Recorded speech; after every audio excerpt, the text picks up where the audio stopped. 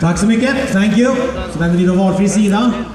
Ytterligare en sidoposering. Vi ska ha triceps pose, triceps posering. Varsågoda.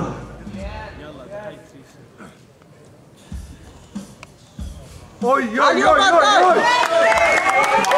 Oj, oj, oj! Vilken triceps där! Största armarna på scen! Nej!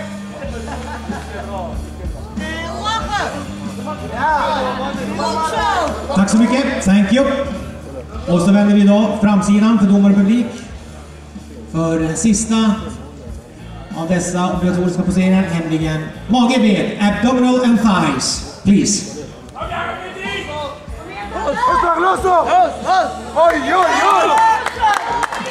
Bra, Martin! Applåder!